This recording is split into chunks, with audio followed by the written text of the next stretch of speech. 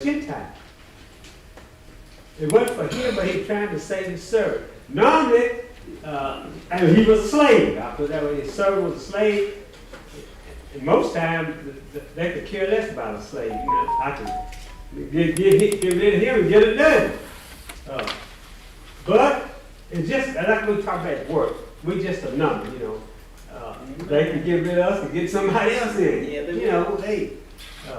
But anyway, in this lesson today, the centurion cared about his servant, no doubt, because he had heard about Jesus, no doubt, that what Jesus could do, that he could heal, and that's a good thing right there, you know, for someone to believe, the Gentiles to believe that Jesus could do these things. Anyway, okay, when we are believers, when we are believers, describe our faith, there is a tendency to explain it as a means to acquire a favorable outcome on matters that have been prayed to God for our lives. I believe the most popular, this is only one perspective faith. The truth is, faith in God consists of much more. In addition to its people, the Christian church is comprised of symbols that express, and this is just our technology, and faith, theology, and faith in God. Mature faith, however, is when one confidence in God is so certain that symbols, ritual, and tradition are not necessary for belief. So we'll learn this in our lesson today that the centurion had enough faith. He had enough faith that God would heal his servant. Now, he wouldn't ask for himself, but he'd ask for his servant, his slave, to heal his body. And he goes on to say that traditions are not necessary for belief. Instead, it is the conviction of certainty reinforced by regular communication and relationship with God. So we got to have a relationship with God, a right relationship with God. In other words, we need to be walking upright all the time. We need to be walking with God. We need to have Him in our life. I just say the center point of our life. We got to have Him there now. I can't have Him today and then tomorrow I'm totally doing something else different. It don't work. It just don't work that way. I got to have it totally, as everybody say, the old cliche, 24/7. I got to have it like it. So today, let's demonstrate faith from this perspective. So the lesson will deal perspective from the faith that the centurion had the faith he believed. Not because of symbols or nothing like it, but he believed 100%. I won't go to 110, but he believed that God could do these things. All right, let's get into our lesson here. One other thing. He was usually in their presence when doing so. And like the woman with the issue of blood, you find that in Luke 8:43-48, those who was infirmed would try to touch him, believe that much contact with him would automatically render the healing they need. See, some say, well, I can touch the hem of his garment and be all right. Not all the time, because the reason why sometimes they did not have enough faith. Think about that. You know, we say things and we say we got a faith, but oh, ye little faith.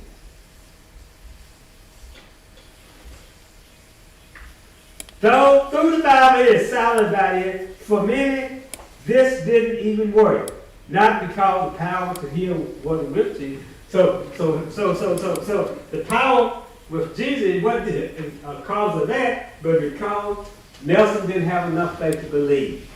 That's why the healing didn't come through, because I didn't have enough faith to believe that God would do it. I said He would, but that's all. I didn't go no further. I demonstrate that, hey, I believe 110% that God will heal his body, my body. Lack of faith to believe. So sometimes we have a lack of faith to believe, and we say we believe this thing, but you can say words all the time. Do you really mean? I say I love everybody, but do it mean I really love you in reality?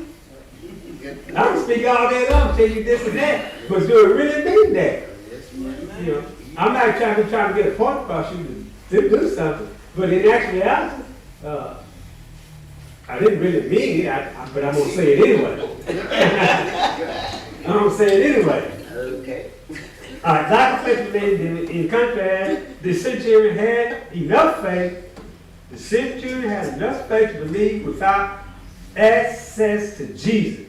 Now, that's powerful right there. He had enough faith to believe, but we'll learn this over in our lesson what all the things that took place. But lack of faith to believe in his contrast, the centurion had enough faith to believe without access to Jesus. In other words, he had faith from a distance. A distance. And as a result, his servant was healed from a distance. Verse 1, we can read from the NRSV. It says, after Jesus had finished all his saying in the hearing of the people, he entered Capernaum. So we saw that he had been preaching and teaching. And last week, it was helping a friend in need. Helping a friend in need. Last week, that's it.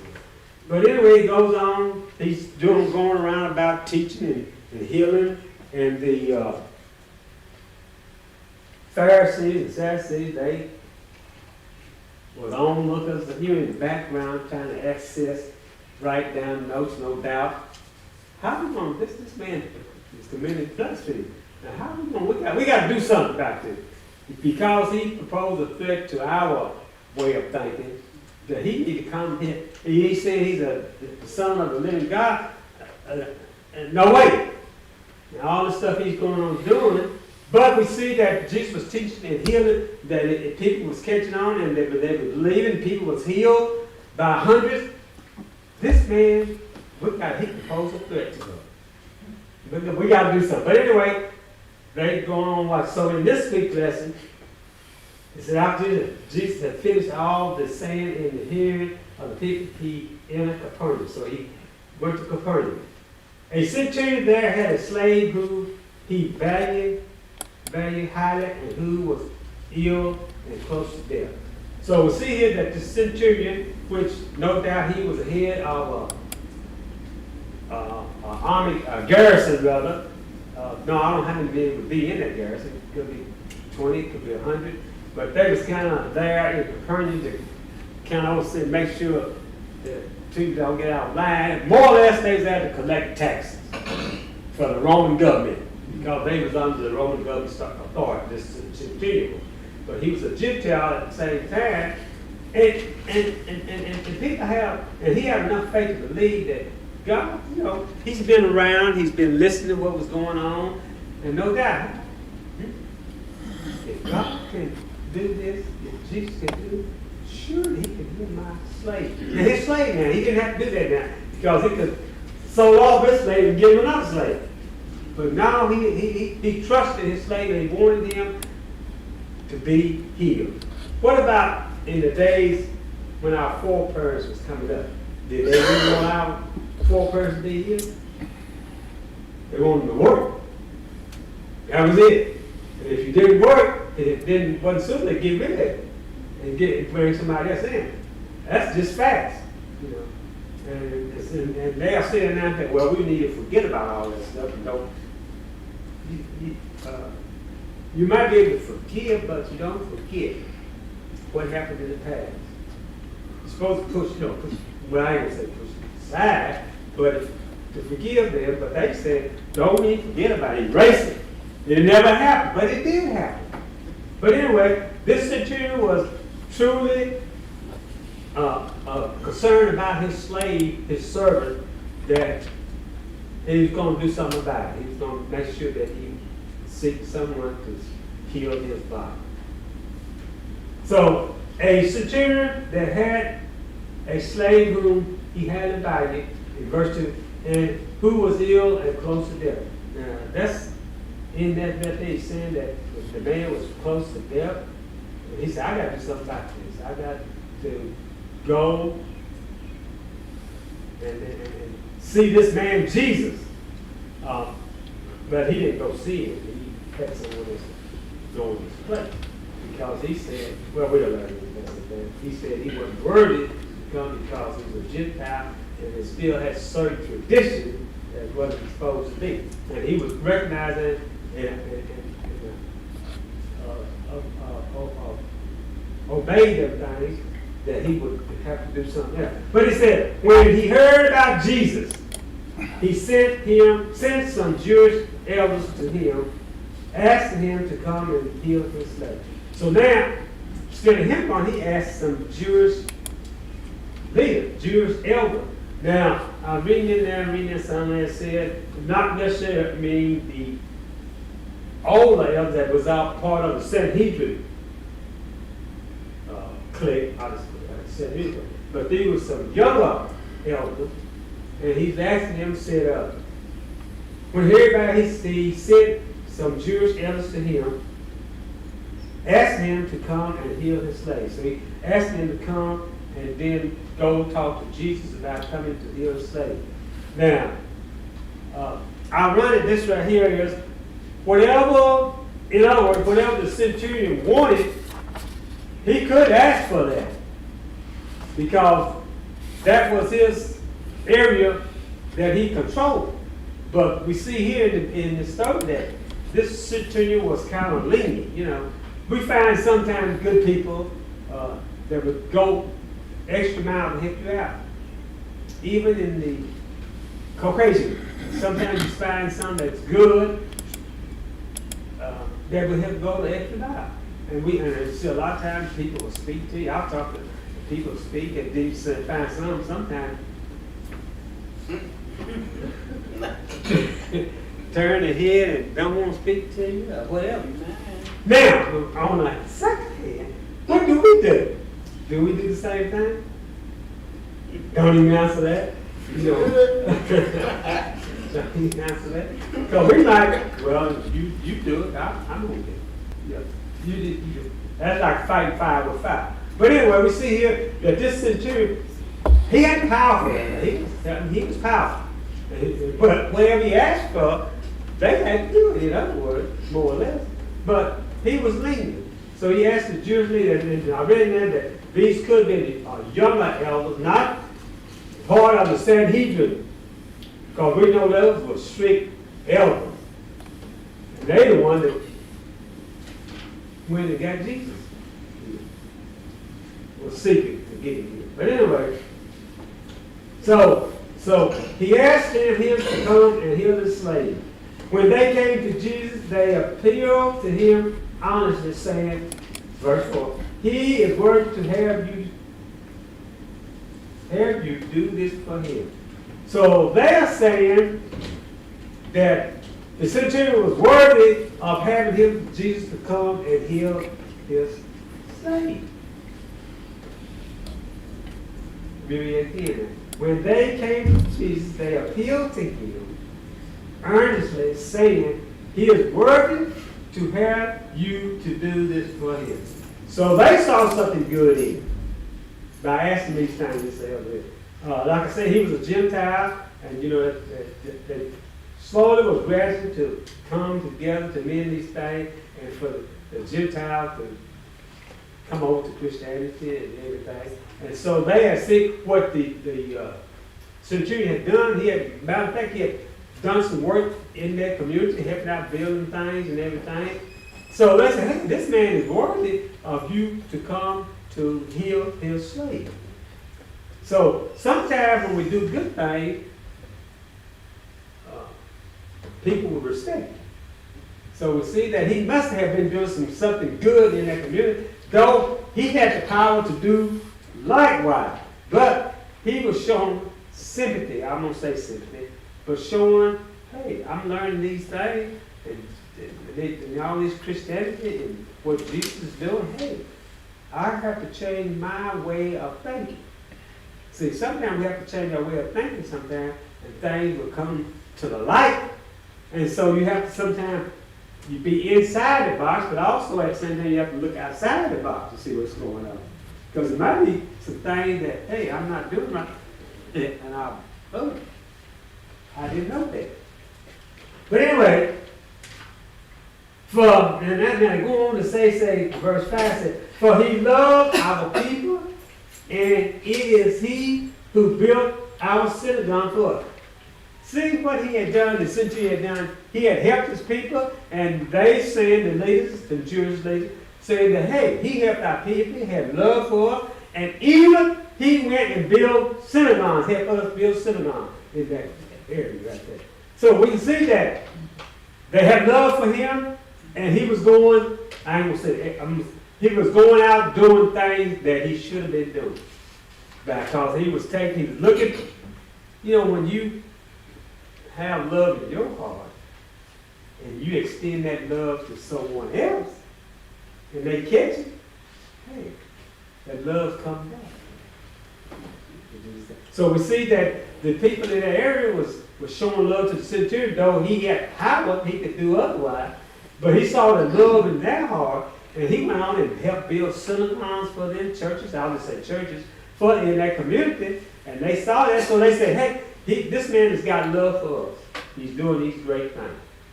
So they said, hey, he's worthy, Jesus, for you to come and heal his slave. Because even he had love for his slave, man. Back in the day, did they have love for their slaves? Don't even answer the house is love. Because of all the stuff they put us through. I'm not saying but our foreparent put them through. For he loved our people. Look how much love. No doubt the centurion had much love in his heart for them. And even for his slave, that he wanted to see him healed. And sometimes, in today's, sometimes, even our family sometimes want to see us off the scene to collect those dollars. It's sad to say, but sometimes it's out of ways. They heard the dollar bill sign can ruin a person sometimes, can send them the other way. Well, a wife, a husband, it's $1 million here. He's on his deathbed. Hey, you get him on off here. I got this $1 million coming. But we see that the centurion had love in his heart. That agape love. He had that love in his heart that he was in. So let's go on to verse 6. Confidence in the Lord authority. So it's in that right there, it said confidence in the Lord. So we got to have the confidence that the Lord will do what he said he would, that Jesus Christ will do what he said he did. The scriptures tell us all the way through that Jesus came to save them. Okay? He came to save the lost. Verse 6 says, and Jesus went with them. So Jesus didn't have a problem with it. He went with them. But when he was not far from the house, the centurion sent friends to say to him, Lord, do not trouble yourself. Now look at how much the centurion, he knows in a sense that, hey, I'm not worthy for Jesus to come to my house, but I'll send someone because I'm a centurion and I'm a I collected taxes. But it says, Lord, and Jesus went with them, but when he was not far from the house, the centurion sent friends to say to him, Lord, do not trouble yourself. So he said, Lord, hey, don't trouble yourself, for I am not worthy to have you come under my roof. Recognize, hey, I'm not worthy because there were some things there, but I want you to hear my slave anyway, and I believe, I have the faith by my slave being at the house that you can heal it from a distance. So the centurion had to have faith that Jesus would do it. Beyond what, a shadow of a doubt? He had to be believed. Do we believe that Jesus can heal our body? You know, as I said earlier, I can say a lot of things, but in the back of my mind, I'm telling you that, but in the back of my mind, but I'm just going to tell them, but they believe that, whatever. But I'm thinking something else different.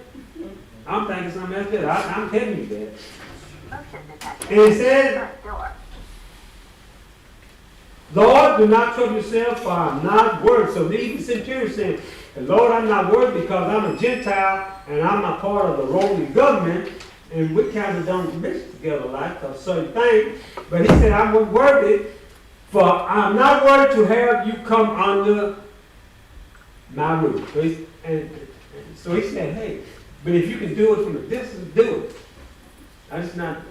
He wants you to come, but then he had to think about certain things that, hey, Lord, I'm just not worried. I'm not worried for you to come to my house on my roof, but can you still hear me anyway?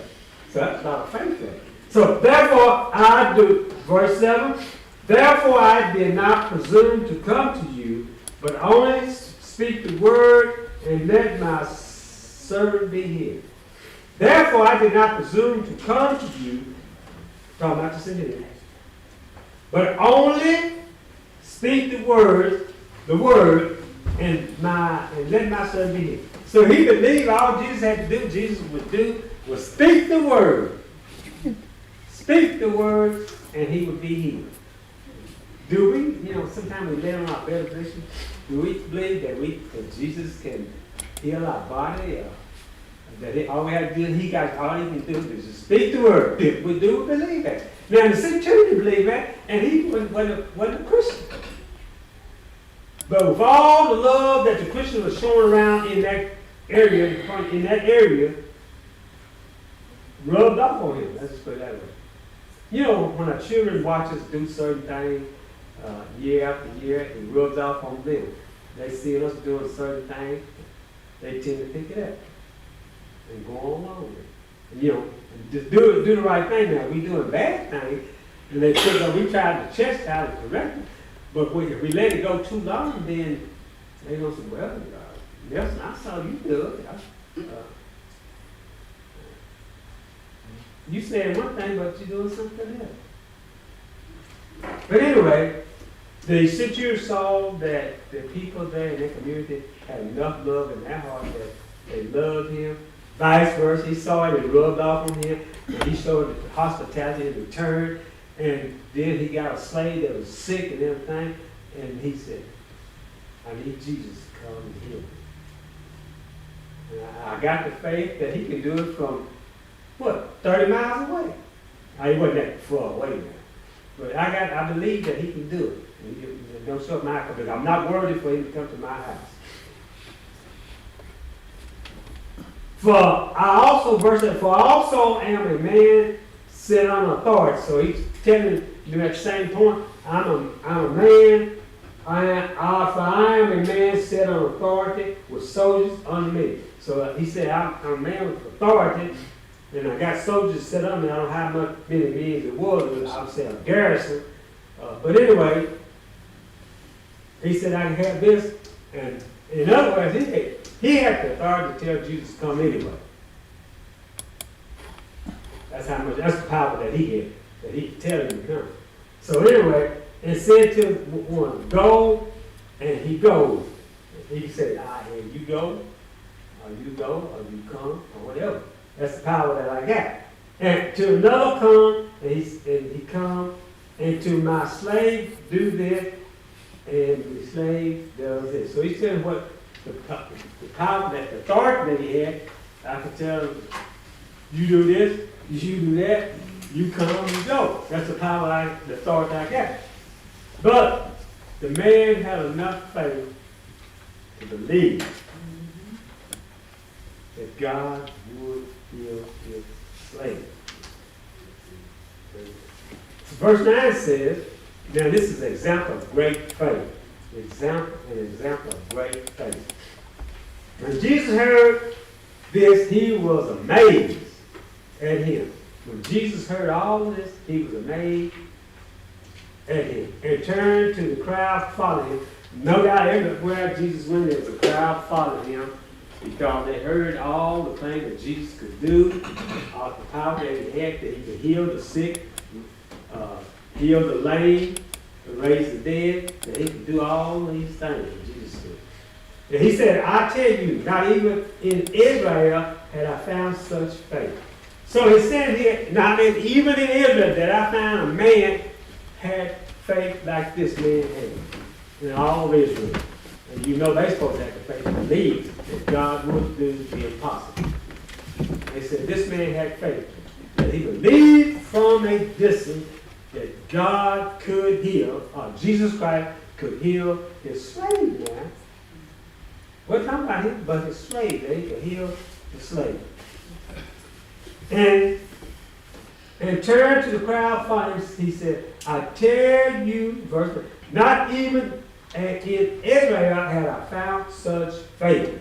He said, Jesus said, I had found a man that had such faith, a great faith as this man did, that he believed that I could heal from a distance. Verse 10, when those who had heard had been sent to return to the house, so the ones that had left, went to talk to Jesus, when they got back and to the house, they found the slave in good health. So when they got back, they see the power that Jesus done. The man was healed. From a distance now. Not that Jesus had to go to the house and lay hands on them, but from a distance, speak the word, and the word done the rest of it. The power that Jesus had. And what's good about the centurion believed, though he wasn't a Christian, but he believed. Because the Christians in that time and there, the Jews, that love that they poured out. When a community shows love, great wonders can happen. When everyone is on the same sequence, on the same, I don't even say level, I could say level. Hey, good things happen. When the church is together, good things happen. When the church is divided, it don't go nowhere. It's stagnated. But when the church is all come together and focus on the same idea, good things will happen. Believe me. Because Jesus Christ is at the center. And good things will happen. Even in the community, good things will happen. Look how all our communities are today.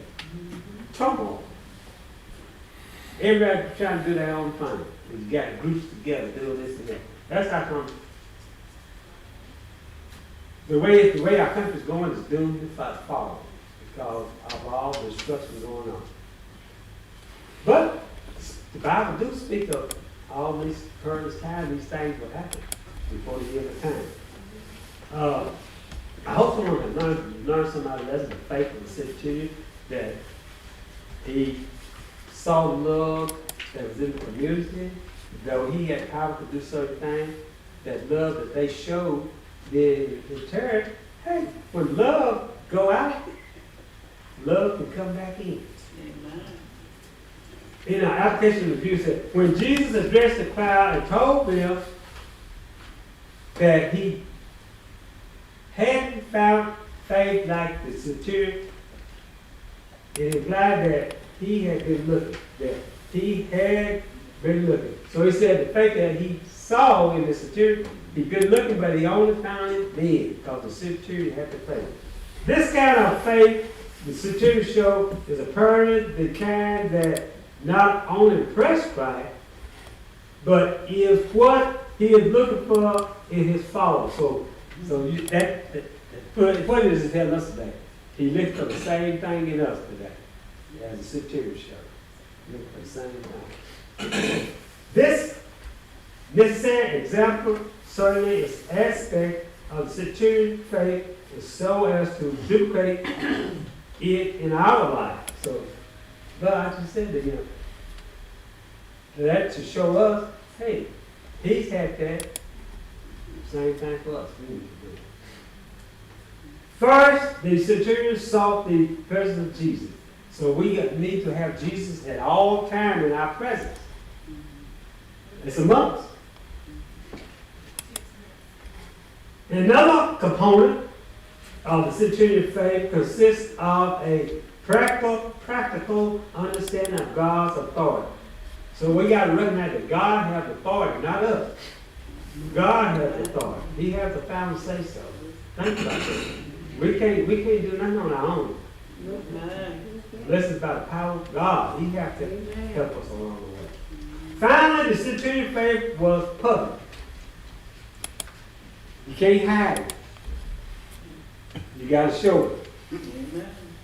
You can't hide it. You got to show it. Because we see here the centurion showed the faith that he had as a believer. First of all, he helped the community, though he didn't have to do it. But that love that the community showed, he returned it back and helped build churches there. I would say churches, a synagogue there in the community. I wonder if any other of the others was done that. I don't know. Scripture don't say, but it was talking about this certain centurion.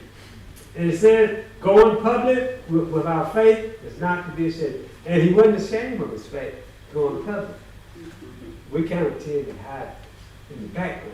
I'm not saying we here, but overall, going public with our faith is not to be ashamed, to live our belief in God out loud. I heard a preacher say, show it. Show some sign. Jump for joy. I'm not saying to get up and jump, run and all that stuff. But show that God is in your life at all times. The girl say God going public with our faith is not to be ashamed to live our life out believing in God's out loud. It is not to be known by others as one who guides by faith. It is to be known by others as one who guides by faith born from a real relationship with the divine. So by showing that, we're showing, hey, we got the faith and we believe that God can do these things.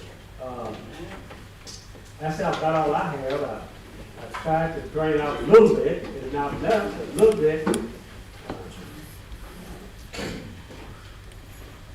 Brother Wood? Man, Nelson always say not here, but it's here too. We just got this.